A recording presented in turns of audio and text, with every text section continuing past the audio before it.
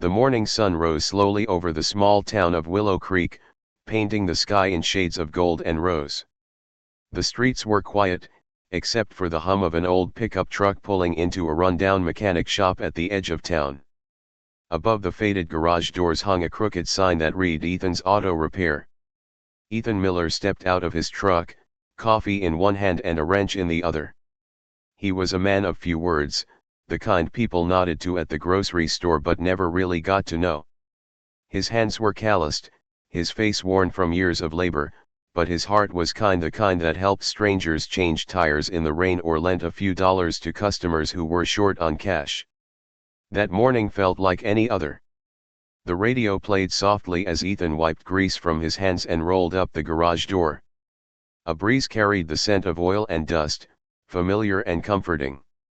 He had no idea that within the hour, everything would change. At around 8:17 a.m., the peace shattered. Tires screeched. A horn blared. Ethan looked up just in time to see a blue sedan lose control on the curve near the highway, spinning wildly before crashing through a wooden fence and slamming into a ditch. The sound of twisting metal echoed through the valley. Without hesitation, Ethan dropped his coffee and sprinted across the gravel, his boots pounding against the earth. Smoke poured from the crumpled car. The air smelled of gasoline and burning rubber. He reached the wreck, coughing, squinting through the haze. Inside, a young man maybe mid-20s was slumped over the steering wheel, motionless. The driver's side door was crushed inward. Ethan yanked on the handle, but it wouldn't budge. He could feel the heat building from the engine. "Hang on, kid," he shouted, though the man didn't respond. Ethan ran to his truck, grabbed his old pocket knife, and rushed back. He smashed the back window with a wrench and crawled inside, cutting his hands on broken glass. Smoke filled the cabin, making it hard to breathe. The seat belt was jammed tight, trapping the man in place. Ethan's knife sliced through it just as the first flames began to creep up the hood. He grabbed the man under the arms and pulled with all his strength. The two tumbled out of the car, rolling down the embankment. A second later, boom. The car exploded in a flash of fire, sending shards of metal flying through the air. Ethan shielded the unconscious man with his body, the heat searing his jacket. When the flames finally subsided, he lay there panting, his arms trembling. He looked down. The man was breathing, barely. A faint pulse beat under his fingertips. Moments later, sirens wailed in the distance. Ethan could taste blood in his mouth, his lungs raw from the smoke. He refused to leave the man's side. When the paramedics arrived, they lifted the stranger onto a stretcher and loaded him into the ambulance. One of the EMTs turned to Ethan. "Sir, you need medical attention. You're bleeding and burned." Ethan shook his head. "I'll be fine. Just, make sure he makes it." The medic hesitated, then nodded. "You saved his life, sir. You should be proud." Ethan just watched the ambulance disappear down the road, sirens echoing against the mountains. The world went quiet again, only the crackle of the burning wreck behind him. He stood there for a long time, staring at the black smoke rising into the sky. He didn't know the man's name. Didn't ask where he was from. But something inside him felt different. It wasn't pride. It was peace. The kind that comes from knowing you did something that mattered even if no one ever knew your name. When the police arrived for a statement, Ethan gave them a brief account, then returned to his shop. His arms were bandaged, his shirt torn, but he said nothing about the pain. He simply opened his toolbox and got back to work. That night, as he sat alone in his small kitchen, he turned on the TV. The news anchor was reporting the crash. A young man named Daniel Brooks, 26, survived a near-fatal accident today thanks to the bravery of an unknown bystander. Ethan smiled faintly. "Glad you made it, kid," he murmured, switching off the TV. He didn't expect thanks, nor did he want it. Heroes, in his eyes, were ordinary people who did the right thing when it mattered most. But what Ethan didn't know, what he couldn't possibly imagine, was that this single moment of courage would come full circle many years later. That same young man he pulled from the wreckage would one day return to save him. 15 years passed since that fiery morning, 15 long years that turned Ethan Miller's black hair gray and his strong hands frail. Time hadn't been kind to him. His once busy auto shop had grown quiet, its walls lined with rusted tools and fading memories. He still came in every morning at sunrise, out of habit more than necessity. Some days, no cars came at all. Other days, a neighbor might stop by for an oil change or to share a cup of coffee. Ethan never complained, he just smiled, rolled up his sleeves, and got to work. But deep down, the weight of age pressed heavier each year. His back ached, his eyesight dimmed, and some nights he went to bed with an empty stomach, too proud to ask anyone for help. He'd never married, never had children. The garage was his home, his purpose, his entire world. The town had changed too. New buildings rose, highways expanded, and people like Ethan, the ones who built things with their hands, slowly faded into the background. He never spoke of the man he saved. Sometimes, late at night, when the wind rattled the windows, he'd wonder what became of him. Daniel Brooks. That was the name he'd heard on the news so many years ago. He'd imagined Daniel living a good life, maybe married, maybe with kids, and that was enough comfort for him. Meanwhile, miles away in the city, Daniel Brooks was living the life Ethan had always hoped for him. After recovering from the crash, Daniel worked harder than ever. The near-death experience had changed something inside him. It gave him purpose. He became an architect, known for designing homes that blended beauty with meaning. Every building he created carried a personal touch, a quiet tribute to the man who'd saved his life. In the corner of every blueprint, he scribbled 2 words, for E.M. But no matter how successful he became, the memory of that day never left him. He could still feel the strong arms pulling him from the wreckage, the smell of smoke, the heat, and the sound of a stranger's voice saying, "Hang on, kid." He owed that man everything, and he'd never even gotten to say thank you. Over the years, Daniel tried to find him. He called local hospitals, police departments, and even the old fire station that had handled the rescue report. Every time, the trail went cold. Records were incomplete, and nobody remembered the name Ethan Miller. Still, Daniel refused to give up. One rainy evening, after another long day at work, Daniel sat in his office, staring at the old newspaper clipping he kept framed by his desk, a photo of the crash site, with the caption "Unidentified Good Samaritan saves local man." He whispered to himself, "I'll find you. Somehow." A few weeks later, fate stepped in. While driving through a small town on his way to a construction site, Daniel's car began to sputter. The engine light blinked red, and he pulled over near an old gas station right beside a weathered garage with a faded sign that read "Ethan's Auto Repair." He almost didn't notice it at first. But something about the name caught his attention. His heart started to race. He stepped out into the drizzle, walking slowly toward the garage. Inside, an older man in a grease-stained jacket was bent over an engine, humming softly to himself. His hair was white now, his hands trembling slightly as he tightened a bolt. Daniel hesitated at the door, his voice unsteady. "Excuse me, are you Ethan Miller?" The man looked up, his blue-gray eyes weary but kind. "That's me. What can I do for you, son?" "Car trouble." Daniel's throat tightened. The years, the searching, the sleepless nights, all of it came rushing back. "You might not remember me," he said softly, "but, 15 years ago, you pulled a man out of a burning car." "That man was me." Ethan froze. The wrench slipped from his hand, clattering to the floor. He stared at Daniel as if looking through time itself. "You're Daniel," he whispered. Daniel nodded, eyes glistening. "Yeah. You saved my life. For a long moment, neither man spoke. The only sound was the rain tapping against the tin roof. Then Ethan smiled faintly, his voice rough with emotion. "Well, I'll be. You made it after all." Daniel laughed through his tears. "Because of you." Ethan waved a hand dismissively, embarrassed. "I just did what anyone would have done." Daniel shook his head. "No. Not everyone runs into fire for a stranger." They talked for hours that afternoon about life, about the years that had passed, about how a single act of courage had connected their destinies forever. Ethan tried to hide the truth about his failing business, but Daniel noticed the cracked walls, the leaky roof, and the empty shelves. When he asked about it, Ethan brushed it off with a grin. "Times are tough, but I get by.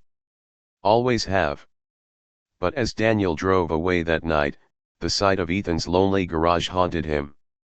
The man who had once saved his life was now the one who needed saving. Daniel made himself a quiet promise. "He gave me my life, and now it's my turn to give something back."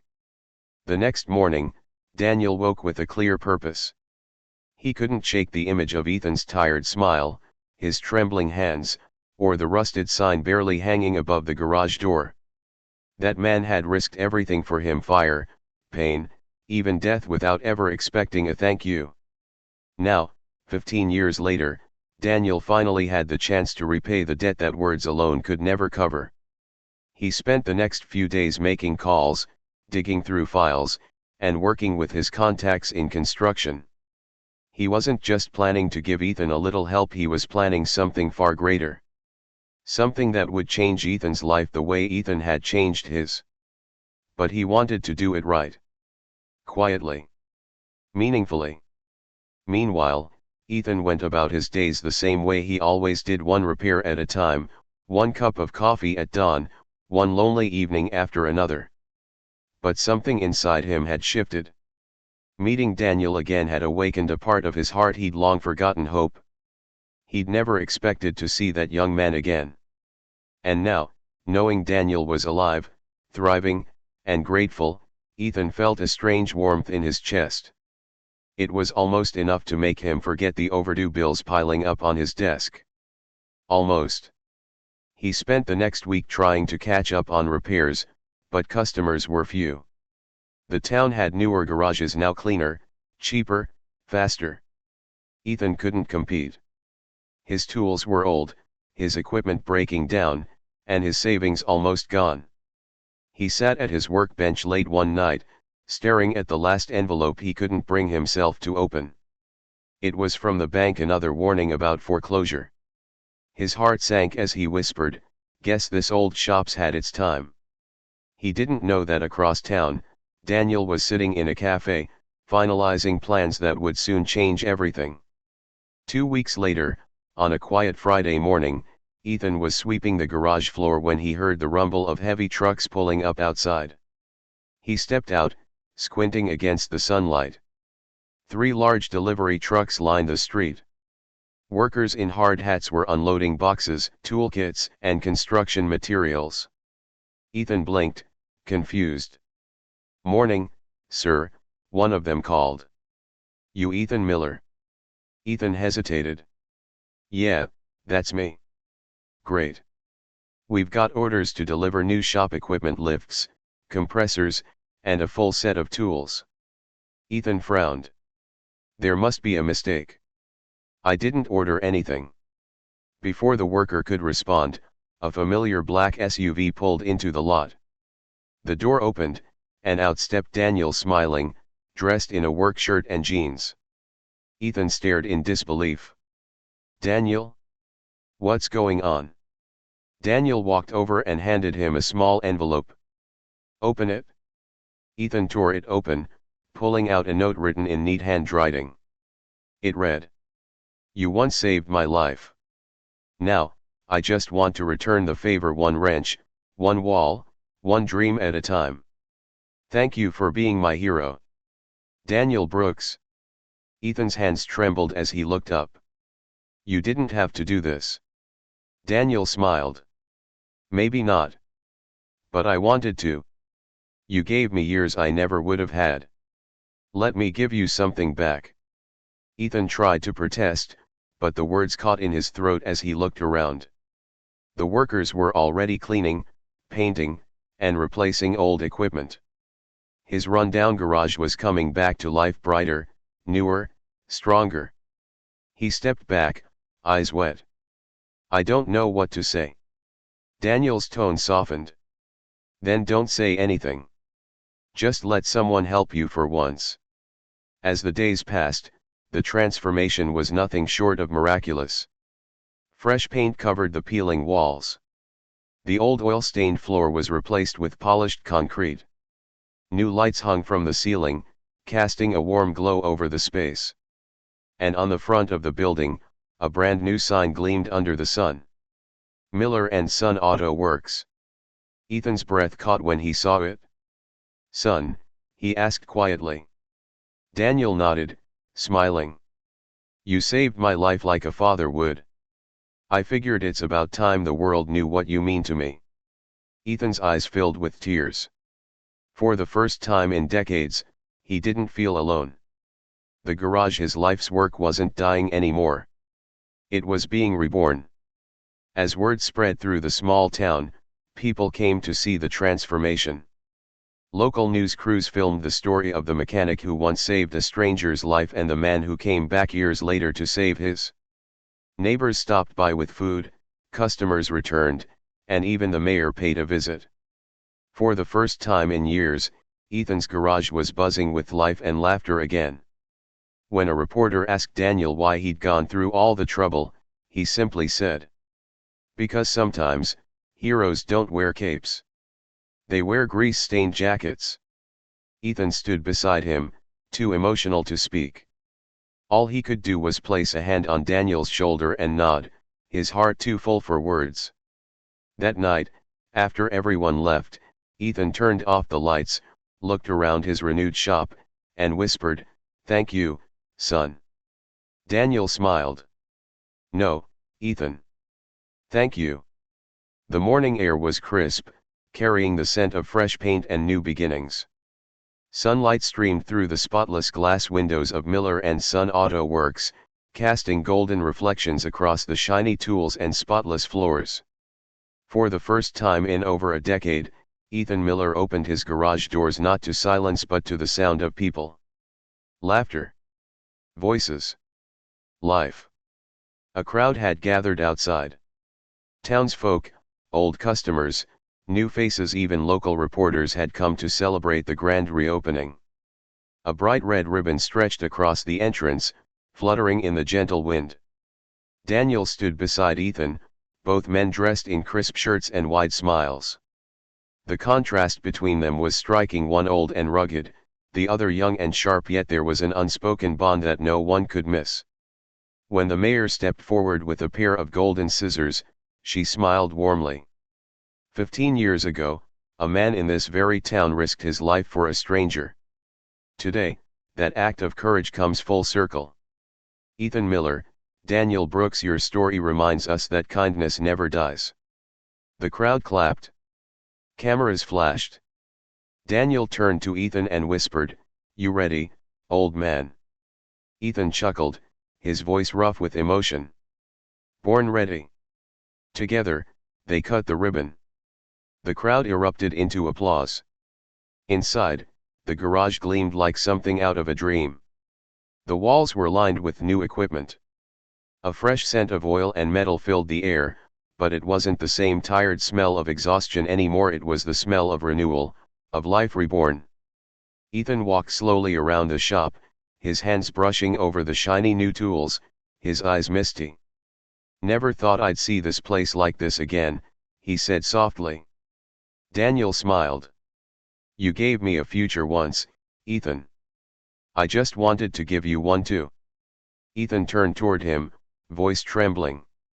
"You didn't just give me a future, son. You gave me a reason to keep living."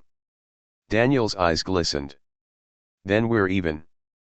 They shared a quiet laugh that said more than words ever could. As the day went on, people filled the shop, some dropping off cars, others just stopping by to shake Ethan's hand. Many remembered the man who always helped neighbors fix engines for free when times were tough. Now, he was being celebrated not as a mechanic, but as a hero. In one corner, a reporter asked Ethan if he ever regretted running toward that burning car 15 years ago. Ethan thought for a long moment, then said, "You don't run toward fire for glory. You do it because it's right. That's what my father taught me. I guess, it's what I'd want someone to do for me." The reporter smiled. "And now someone did." Ethan chuckled softly. "Guess the world's got a funny way of paying things forward." That evening, after everyone had gone home and the last of the cameras were packed away, Ethan locked the shop door and walked outside. The sun was setting behind the hills, painting the sky orange and purple. Daniel was standing by his car, waiting. "Long day," Daniel said, smiling. Ethan nodded. "A good one, though. Haven't had one of those in a while." He took a deep breath, his eyes resting on the glowing sign above the shop, Miller and Son Auto Works. His voice softened. "You know, when I first saw that sign, I thought you'd made a mistake. I don't have a son." Daniel looked at him, eyes full of warmth. "You do now." Ethan's throat tightened. For years, he'd carried the quiet ache of loneliness, the kind that crept in when the world forgot your name. But now, standing beside the man whose life he'd once saved, that ache was gone. Replaced with something pure and full: family. He smiled, wiping at the corner of his eye. "You've done more than I ever could have asked for, Daniel. I don't know how to thank you." Daniel shook his head. "You already did 15 years ago." They stood there in silence for a while, watching the sunset fade into night. Months passed, and the garage flourished. Word spread about the old mechanic and his adopted son. They fixed cars, shared stories, and worked side by side, laughter echoing through the walls. One afternoon, a small boy came in with his mother. Their car had broken down on the way to school. Ethan knelt beside the child, smiling. "Don't worry, kid. We'll get you back on the road in no time." As he spoke, Daniel caught a glimpse of something, the same spark he'd seen in Ethan years ago. The same compassion, the same quiet strength. Later, when the customers left, Daniel turned to him and said, "You know, you didn't just save me that day. You taught me what it means to live for others." Ethan smiled, his voice barely above a whisper. "Then I guess my job's done." That night, Daniel locked up the shop while Ethan rested in his old chair by the window. The sound of crickets filled the air. The moonlight poured across the floor, touching the shiny tools and the golden lettering on the wall, Miller and Son. Daniel looked at the old man who had changed his life, feeling the weight of everything that had come before. "Thank you," he whispered. Ethan stirred, eyes half open, and smiled. "Don't thank me, son. Just keep passing it on." Weeks later, a new sign appeared beside the entrance, a simple plaque that read, "One act of kindness can echo for a lifetime." In honor of Ethan Miller, a man who ran toward the fire. Visitors often paused to read it, some with tears in their eyes. And inside the shop, Daniel carried on the work, not just fixing cars, but helping people, just like Ethan had done. Because heroes don't just save lives once. Sometimes, they inspire others to keep saving long after they're gone.